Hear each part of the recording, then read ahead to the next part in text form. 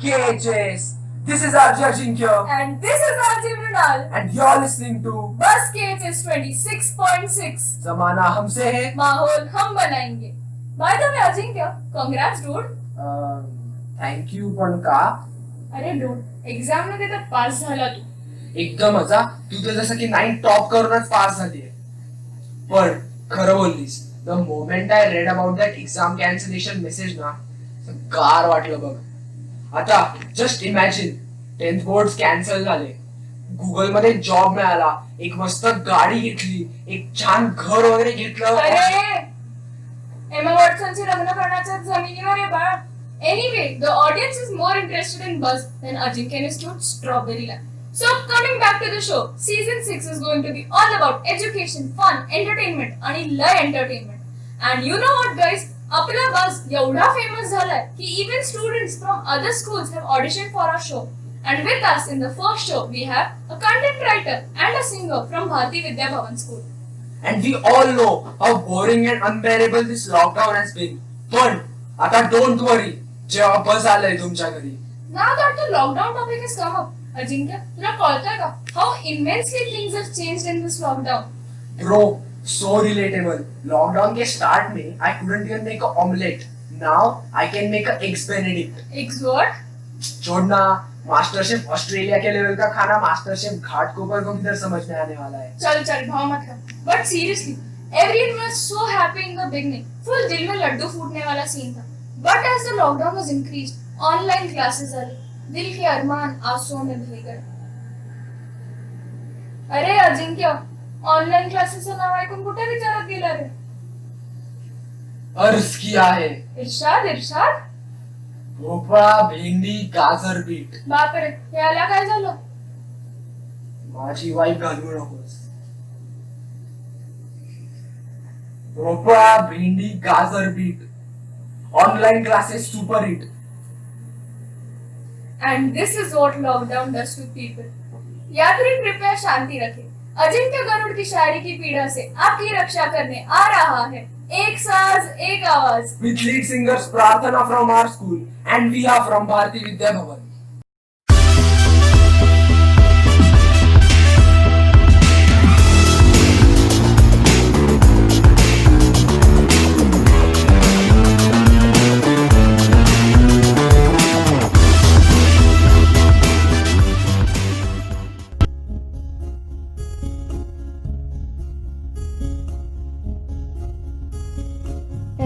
खुदा मुझको बता, तू रहता कहाँ, क्या तेरा पता.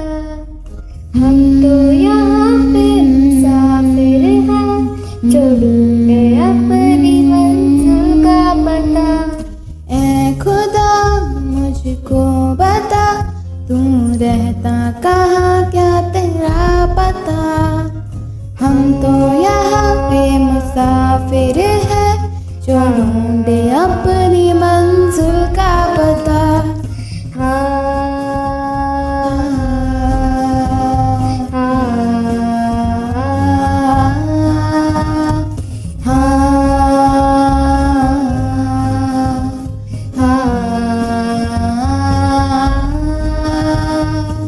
यार तेरी याद आती है, जा मेरी ये जान जाती है.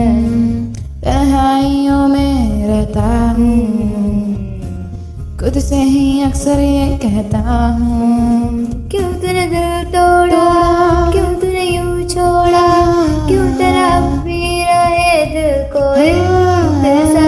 क्यों चली आती है, क्यों तड़पाती है, क्यों हूँ अब भी मैं यूं बेकरार.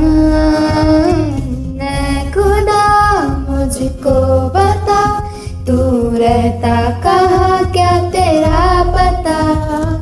हम तो यहाँ पे मुसाफिर हैं, जो ढूंढे अपनी मंजिल का पता.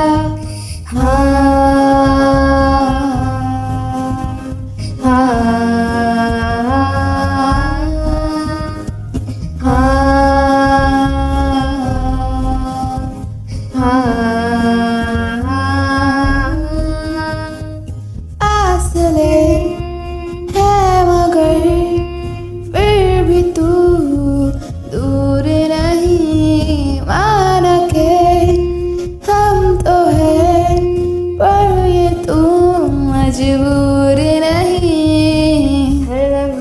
मुझको ये तड़पाती है। जा मेरी ये जान जाती, तन्हाइयों में रहता हूँ, खुद से ही अक्सर ये कहता हूँ, क्यों तूने दिल तोड़ा, क्यों तूने यूं छोड़ा, क्यों तेरा फिर है दिल को इंतजार, क्यों चली आती है, क्यों तड़पाती है, क्यों अब भी मैं यूं बेकरार।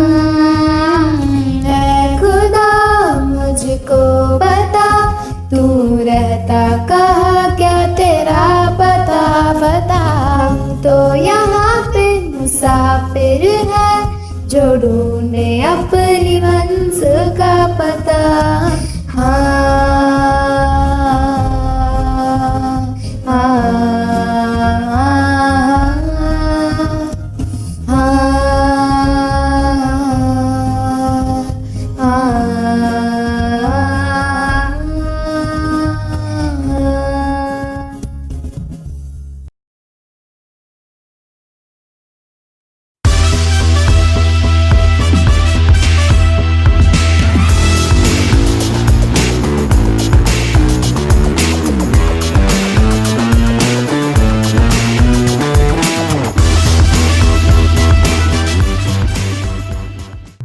What a beautiful song.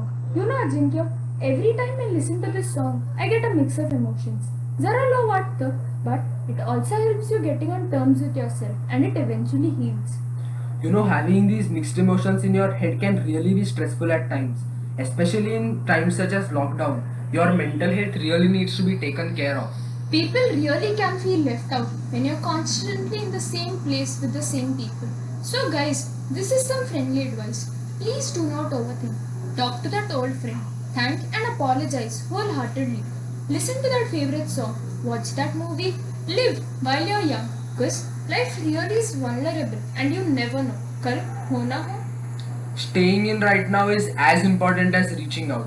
All of us are privileged enough to be able to stay at home while our frontline workers battle COVID-19 and ensure that we don't fall short of anything. You know, my neighbor is a doctor and he told me how the situation in the hospitals can really be nerve-wracking. These people work shift after shift just to make us feel safe. You know what? Speaking of doctors, today we have with us Dr. Parwekar to share his frontline experience with our viewers. So without any further ado, let's pass the mic to Samisha Thakar, who will be interviewing our Corona warrior today.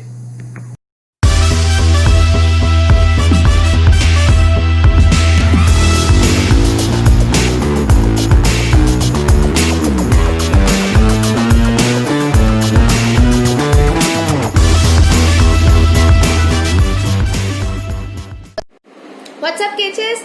This is Samiksha, and Mronal, as Ajinkya said, we have along with us a frontline worker spending his time for this exclusive interview on our very own channel, Buzz Kitches 26.6. Now that we've been using this fancy phrase, frontline workers, let me break it to you what exactly it means. Our frontline workers of the coronavirus pandemic are the newest superheroes. All that we have done during this lockdown is binge watch Netflix. But these actually risk their lives to make ours easy. When we were told to sit at home, these people had to get out on the wharf. Yes, I am talking about all the doctors, press and police and all the people working in the urgent service sector. Our interview for today is Dr. Mahesh Parwekar, MBBS, DCS, DNB, Pediatrics, MNAMS, practicing pediatrics since 20 years at various places like Mumbai, Saudi Arabia and now practicing in Kolhapur.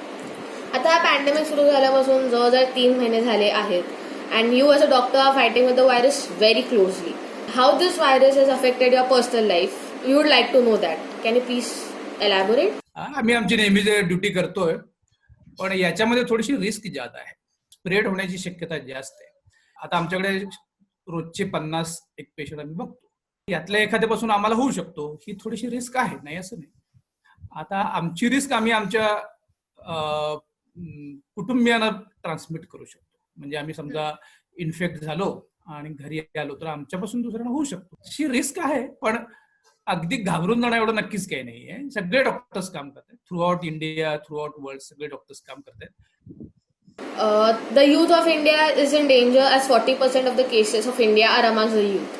And you as a paediatrics is like तुमच्याकडे कोणी आलेले पेशंट्समध्ये कोणी होतं किंवा आहे का corona positive आणि is there any difference in treating people like treating adults and children differently for this virus is there any difference for the treatment? करोनाचं असं वैशिष्ट्य आहे की तो जरा यंग जनरेशनमध्ये किंवा 15 वर्षाच्या खालीच्या लोकांना किंवा हा जो समाज गट आहे त्याच्यामध्ये त्याचा प्रादुर्भाव किंवा त्याची इन्फेक्टिव्हिटी जर कमी आहे, हा जो व्हायरस आहे तो जास्त त्रास कोणाला देतो माहितीये का? 60 वर्षाच्या वरच्या लोकांना, ज्यांची इम्युनिटी थोडीशी अजून कमी झालेली असते किंवा ज्यांना अगोदरचे काही आजार आहेत. लहान मुलांमध्ये कम्पॅरेटिव्हली याची रिस्क कमी आहे. ट्रीटमेंटमध्ये असा फार मोठा फरक नाहीये. व्हायरस काय करतो माहितीये का? एकदा तुमच्या नाकावाटे किंवा तोंडावाटे तुमच्या घशात जातो. ओके, एकूण 100 माणसांना जर व्हायरस असा त्याच्या बॉडीमध्ये प्रवेश केलेला असेल तर साधारण एक 80 ते 90% लोकांना त्याचं फारसं काय झालाय, येऊन गेलाय कळतच नाही.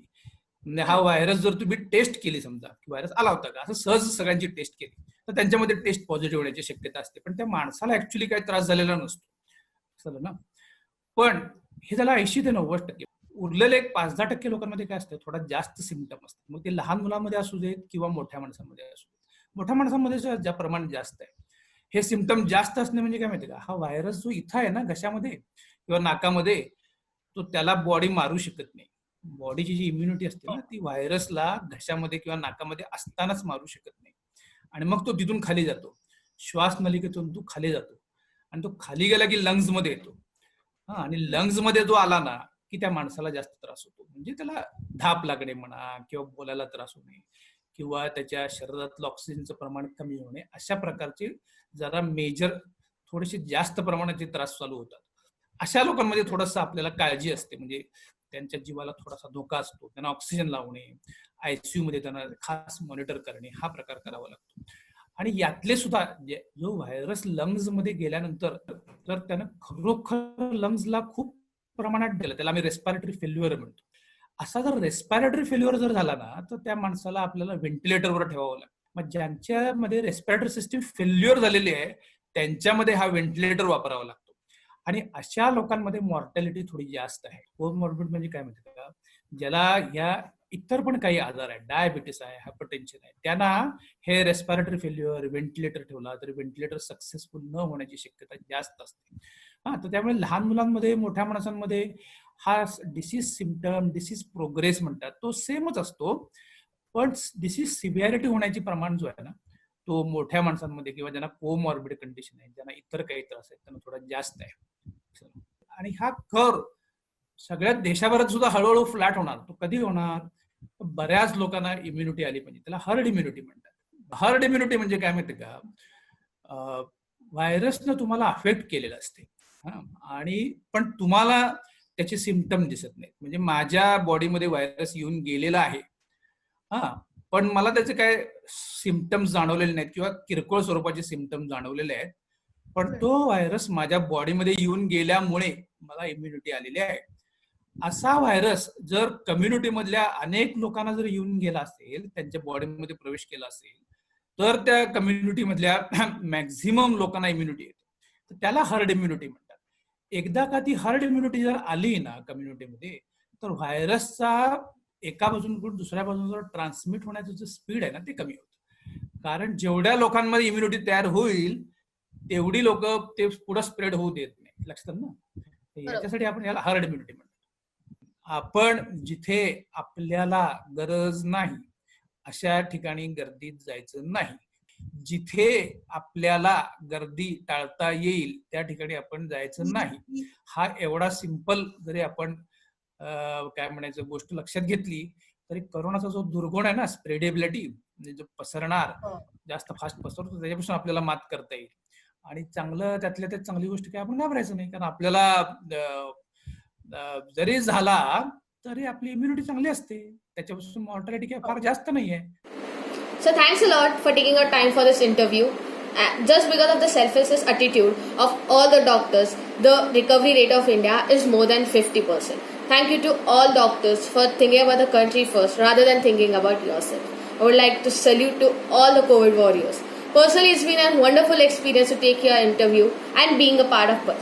So guys, this is Samiksha signing off. Till then, stay home, stay safe and enjoy. Bye-bye.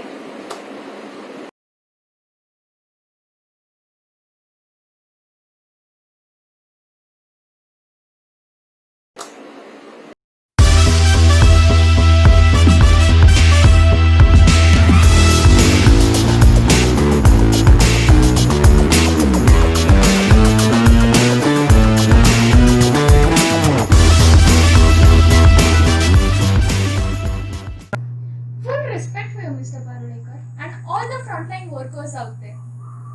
हो ना, न घाबरता आपला जीव धोक्यात घालून ते आपल्यासाठी झोमाने लढतायत. नुसतं घरात घाबरून बसणं is not a solution. We need to be there for each other and stay strong. We need to look out after each other and be that ray of hope that overshadows hopelessness and despair. So let's hold our head high and look for a silver lining in these troubled times. So now presenting before you, Ek Saaz, Ek Awaaz. With lead singers Nidhi and Mahika.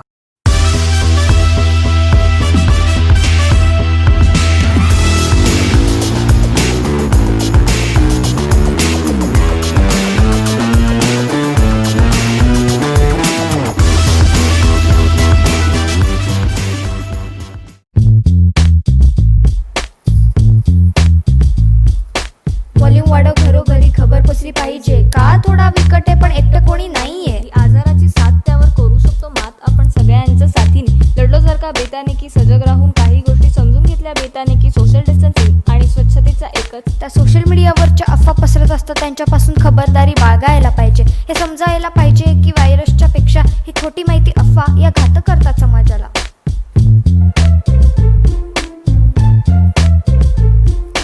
एखाद्याला समजा की लागण झाली कोरोनाची, होऊ शकते त्यात पुन्हा त्याची चूक कशी आहे. त्यात कुठे येतो द्वेष, त्यात कसला तिरस्कार. वैद्यकीय सेवांची त्वरित त्याला जोडून देणे हाच खरा सोपस्कार. उपचार मिळेल, मानसिक आधार मिळेल, तेव्हाच आजार पळेल. पुन्हा नॉर्मलला येण्याचं साऱ्यांचं स्वप्न झालं साकार असेल. म्हणून घाबरू नको, घाबरू नको. व्हॉल्यूम वाढव, घरोघरी खबर पोचली पाहिजे. काळ थोडा विकट आहे पण एकटं कोणी नाहीये. सगळेच आपण करतोय दोन हात, सगळेच आहोत एक साथ. टाळला पाहिजे भेदभाव, आजार काही बसत नाही टार्गेट करून जात पात. एखादी कम्युनिटी, एखाद्या व्यक्तीवर हे आरोप करून वाईट टाकणं शोभत नाही. राहतोय आपण विज्ञानाच्या शतकात, विज्ञानाची कास करून कोरोनाला हरवायचे, माणुसकीला जपायचे, तोच आपला एक ध्यास. पोलीस, डॉक्टर्स, इतर सर्व कर्मचारी आपल्यासाठी फ्रंट फूटवर लढतायत. ते फेस टू फेस भिडतायत की अभिमान त्यांचा आपण बाळगायला पाहिजे. लागेल ती मदत त्यांना करायला पाहिजे आणि तिरस्कार कसलाही टाळायलाच पाहिजे. जाता जाता शेवटी सन्मानाने जगता येणं मूलभूत गरज आहे. त्यावर आहे साऱ्यांचा अधिकार. साऱ्यांना जपू आणि करू असा प्रतिकार. आजाराची साथ होईल तडीपार, जपेल हा दररोजचा रविवार. म्हणून भाऊ व्हॉल्यूम वाढव, डोंट वरी. व्हॉल्यूम वाढव, घरोघरी खबर पोचली पाहिजे. काळ थोडा विकट आहे पण एकटं कोणी नाहीये. एकटं कोणी नाहीये. एकटं कोणी नाहीये. एकटं कोणी नाहीये. What an amazing rap, guys! It was totally mind-blowing. अरे रुको रुको रुको, कहीं जाओ मत. पिक्चर अभी बाकी है मेरे दोस्त. So stay tuned with Buzz KHS 26.6 today at 6 p.m. for more entertainment and fun. See you soon. Bye.